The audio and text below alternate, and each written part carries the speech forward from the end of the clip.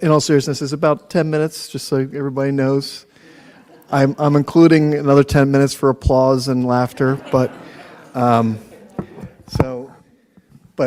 good afternoon, City Council, City Manager, clergy members, Judge Batten, administration, our City Manager, Deputy City Manager, our clerk, and most importantly, my fellow citizens. It is an honor and a privilege to stand before you today to deliver my 5th State of the City address. I must first express my gratitude to all of you, the wonderful citizens of the City of Cape May, who have entrusted me to be your mayor. It truly is an honor, and to have the opportunity to serve the community that I grew up in is truly a privilege, and I thank you. I want to thank my mother and my father who happen to be here. Thank you. And I especially want to thank my wife, Justine. Thank you for everything you do. You're the only reason I can stand up here, so thank you so much. Judge Batten, Mary Francis, I see Colleen Summers, Susan Tischler. I thank you so much for all of your help during campaigning and all those difficult times, but I really appreciate it. Former council member Mike Yeager, thank you for all your support over these years. And of course, my fellow council members. I'm thrilled to report today that the state of our city is strong and vibrant. We can go through a couple of these slides to show that. As I reflect on the past 4 years, I'm struck by the progress that we've made together. When I first stood before you, I had a few more hairs, and the ones that I had were a little less gray. But despite that passage of time and the challenges that we've faced, one thing remains clear. We have one of the greatest communities and places to live in the entire country, and it deserves and needs our protection from the community and from your elected officials. Together as a community, we have accomplished so much over the past 4 years, and I'd like to take a moment to highlight some of those key milestones that have helped define our time in office. And some of these, we're about 4 or 5 years now. But just to remember that these accomplishments are those of the community, not one council member, but of a united community working together toward a common goal. And you'll see some of those goals here. One of the proudest achievements of the last few years is the preservation of the Sewell Track. There's a photograph, of course, of that area between the Atlantic Ocean, of course, and the Coast Guard base. This is 100 acres of, obviously, everyone knows, pristine property. It's a testament to the power of preservation and perseverance and our commitment to working together for the environment for future generations.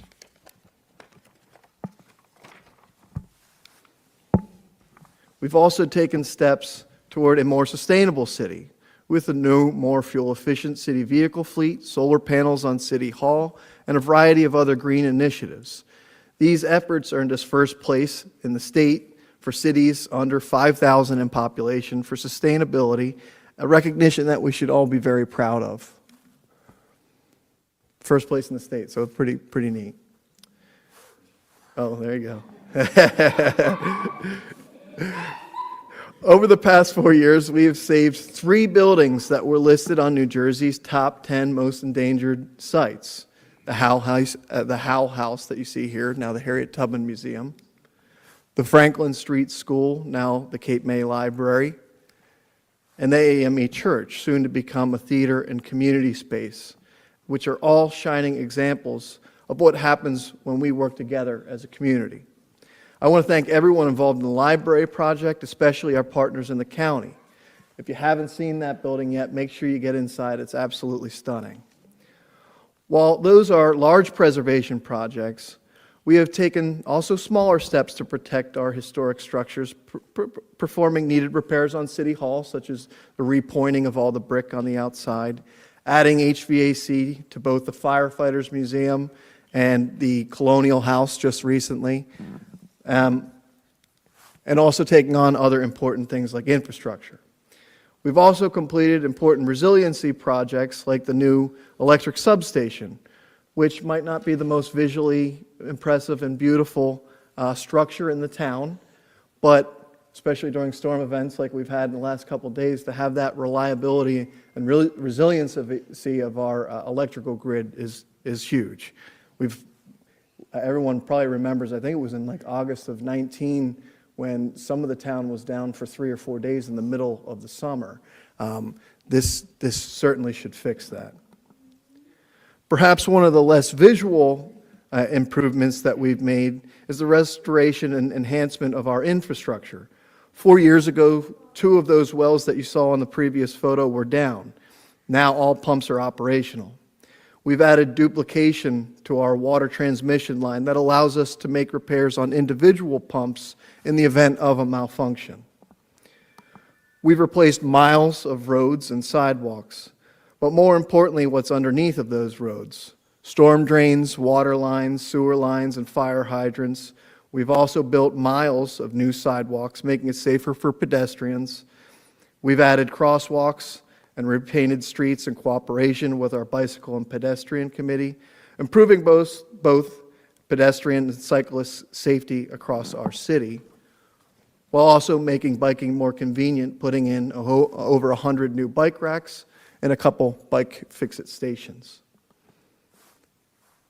At the same time, we've invested in spaces that bring us together, whether it's the new basketball court or the ADA accessible playground at Kiwanis Club Park, the new restrooms or rehabilitating existing restrooms, including the new year-round restroom at Kiwanis Club Park and on the promenade. They're actually working on the promenade one today.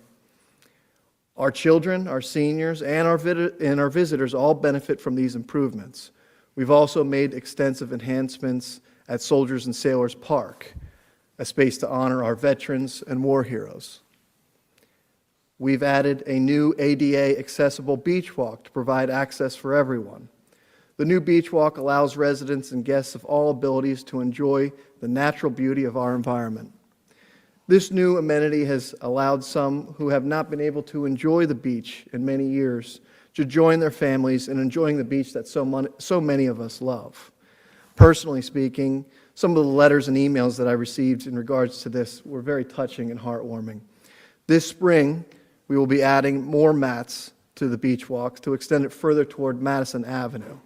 We will also be adding more stopping points for people, especially in wheelchairs, to use the sidewalk, to use the walk and be on the side of it while being able to join their families. Public safety. Our fire department and police department continue to grow stronger. We've added more full-time firefighters, a full new squad of full-time police officers, ambulances, and fire apparatus, all of which will serve to protect our community for decades to come. Most importantly, with the vote of the people, we built a brand new firehouse. That's not the brand new one. Somebody else said I should have had somebody else do the clicker, but that's all right. Mostly on time and on budget. That building, along with these investments, is critical to maintaining the safety and well-being of all of our residents, which, as we have seen recently with the unfortunate forest fires, is extremely important. Getting the lead out was one of the first groups that we formed, and unfortunately, I think I forgot the slide for that. But I'm proud to report that the Get the Lead Out Task Force, especially with the help of our water superintendent, Rob Kaminsky, has made tremendous progress. Since its formation, we have reduced known lead pipe in the city by 90%, well ahead of schedule. This is a crucial step in ensuring the health and safety of our residents, especially our children. And of course, these are pipes that are under the ground that would not be affected by the new desalinization plant. These are utilities that need to be upgraded no matter what. Parking. I wanted to read something that someone published in the Star and Wave about parking. When the section of the Jitney Ordinance was enforced, which provided that no more than one jitney park in a single block of the business section of Washington Street, the Star and Wave took the liberty to suggest that similar legislation be enacted regarding private cars. Nothing was done, however. I don't think the council was very active. And the result was that Washington Street remained as congested as ever. The street is just about sufficient width to accommodate 4 cars abreast. But when autos are parked on both sides of the street, this allows barely enough space for two cars to pass one another. With a condition like this, the slightest deviation causes a jam, and traffic is jammed several times every day with the accompanying loss of time and convenience. It is not necessary to prohibit cars from standing on the main street. All that needs to be done is to put a time limit on the parking privilege. This will prevent the streets from being lined on both sides of the street all the time and will cause less traffic jams. This was a comment from someone in the Star and Wave on August 9th, 1919. So, not much has changed in parking. Which is pretty good, the Star and Wave from 1919. And I think it was Mr. Elwell who passed that along to me, kind of as a former mayor to mayor. It was kind of funny. Taking on one of Cape May's longest standing challenges, we have created over 100 new parking spaces in downtown. The Welcome Center, Kiwanis Club Park, in front of Convention Hall, Lafayette Street, and other spaces here and there throughout the town makes a big impact. Financial strength. The key to our strength lies in our financial health. 4 years ago, 2 of the 3 utilities, water and tourism, were operating at a deficit. Today, I'm proud to say that all 3 of our utilities, water, tourism, and beach, are not only solvent, but they're thriving. And all of which, I think one has like a 1.5 million, but I'd like to say all of which have a multi-million-dollar surplus. This is a remarkable turnaround and a testament to the sound fiscal responsibility and commitment to our community's long-term sustainability. And a lot of our council members and, of course, Kevin, our CFO, our city manager, are owed a debt of gratitude to making sure that occurs. Our general operating fund surplus has seen a 225% increase, growing from 4.5 million to over 15 million. I understand it might be closer to 16 today. A truly impressive feat. Meanwhile, our debt ratio has decreased, allowing us to invest in more services, infrastructure, and projects that directly benefit our residents. Interest on investments increased from, I don't even want to say the percentage up there, but from $5,000 a year to over $1 million. We've managed to reduce our debt ratio while simultaneously expanding services. This hard work has allowed us to provide fair wages to our employees that they deserve. This balance of fiscal responsibility and growth positions us well for the future. Over the past 5 years, we have had 0 tax increases, and now are preparing our 6th budget, which I am told by our city manager and our CFO will include a 6th year at a 0% increase. We are the only municipality in New Jersey with a professional police and fire department that can make that claim. We continue to provide, thank you. We continue to provide excellent services without burdening our residents and maintaining fiscal responsibility. Okay. Over the next several months, I want to just highlight a couple of the projects quickly. The Promenade Preservation is a project. A city received grant of $6.7 million. This is mainly for ADA accessibility and resiliency of our promenade. This grant money will be a major upgrade to our existing promenade that you will see starting this spring and next fall. This will be really repaving the whole promenade, really cleaning everything up, adding ADA accessibility, and of course some resiliency portions of it. The community center, you asked and we listened. Within the next 2 months, we will be opening our new community center at the old library on Ocean Street. This will be a wonderful space for all of us to gather, commune, and play. The nature trails. We're thrilled to announce that by this summer, nearly 2 miles of walking trails will be open, winding through the marsh area behind Lafayette Street Park. This will provide a beautiful new space to enjoy peaceful walks, breathtaking sunsets, and the natural beauty of our environment. The picture on the right is just from a couple days ago from our city manager and shows some of the pilings that are going in for the platform. What excites me most is the opportunity that this creates for our local school children. They'll have the chance to explore and experience the wonders of nature right in their own backyard, a truly special learning environment that will spark curiosity and deepen their connection with the world around them. Lafayette Street Park. I know Councilman Meyer can tell you that this has been quite a journey to get to this time. And how many years have you worked on it, Shane? Well, 10 years on council, probably maybe 3 off city council before that. So 13 total years. So my statement here is true. For over 10 years, we've been in permitting and litigation with multiple people, but including JCP&L. And I want to thank the hard work of our solicitor for getting yet another major victory for our town. We have finally settled with JCP&L, which means soon we can finally finish Lafayette Street Park.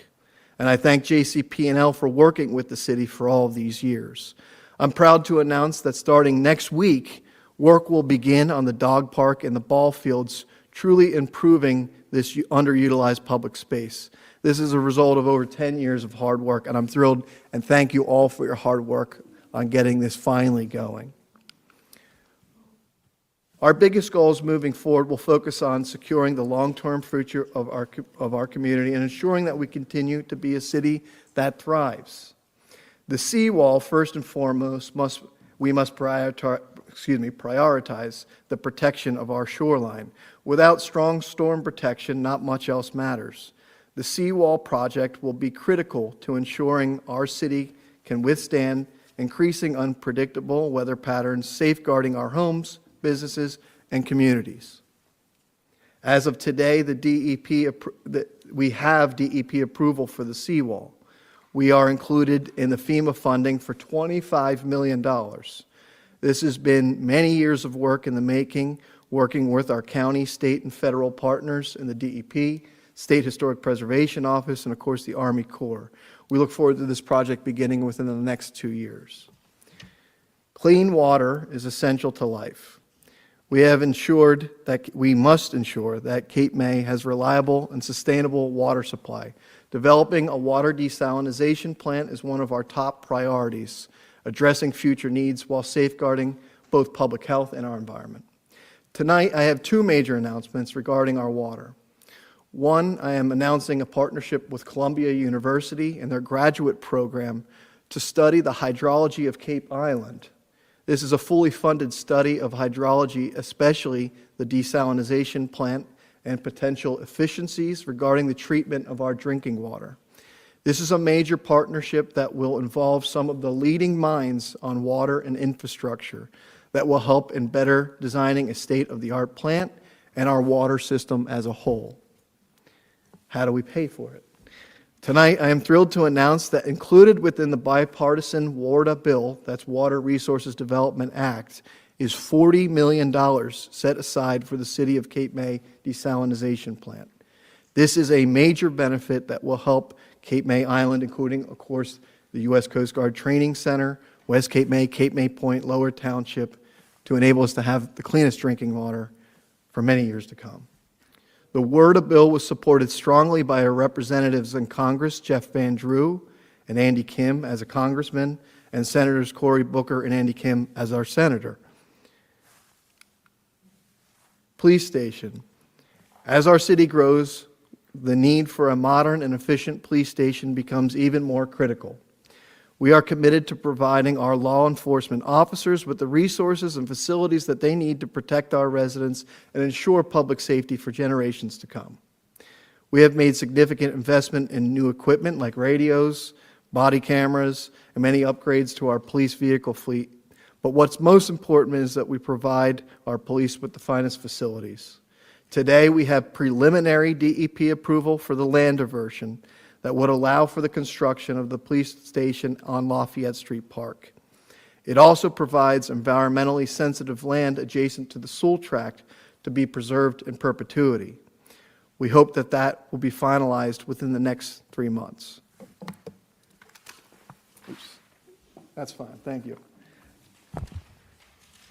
Affordable housing is one of the most pressing issues that we face in the city. While Cape May is known for its beauty and charm, it has become increasingly difficult for our workers, our teachers, and our first responders and others to keep our city operating and be able to afford to live here. We must find ways to preserve our community's vibrancy by creating affordable housing that ensures Cape May remains a place where people want to live, work, and grow.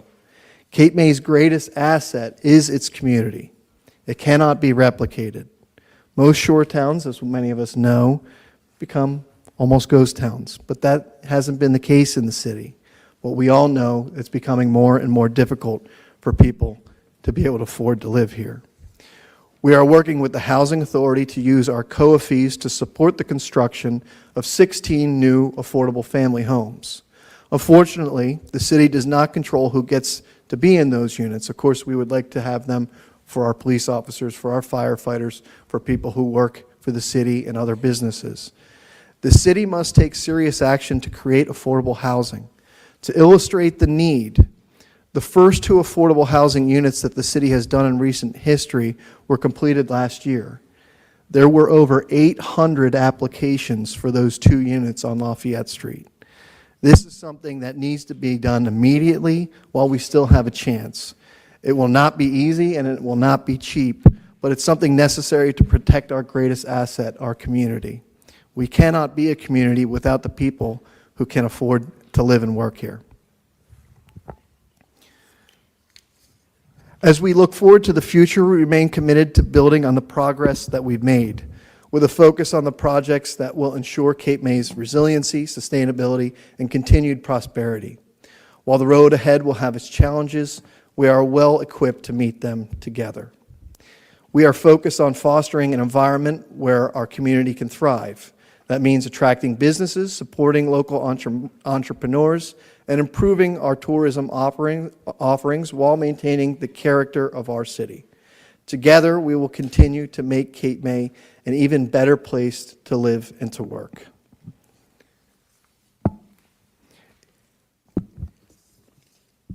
Moving forward together in every accomplishment, in every challenge faced, and in every opportunity seized, we have demonstrated what is possible when we work together. The strength of Cape May lies in its people, people who care deeply about their city, who are willing to step up, volunteer, and give their time and energy. We are a city of great resilience, creativity, and heart. When we come together, whether it be to rebuild a historic site, support a local business, or protect our environment, we prove that Cape May is more than just a place on a map, it's a community that we call home. I thank you again all for the opportunity to serve as your mayor, and as always, I encourage you to continue to share your thoughts, ideas, and concerns with me and any of my colleagues here on City Council. I say to myself and to my fellow council members, our purpose is to listen, to lead with humility, and to work for the benefit of all. I ended the prior 4 State of the City addresses, which were a little shorter than this one, with a proverb which I'll repeat again today. The way of a fool is right in his own eyes, but a wise man listens to advice.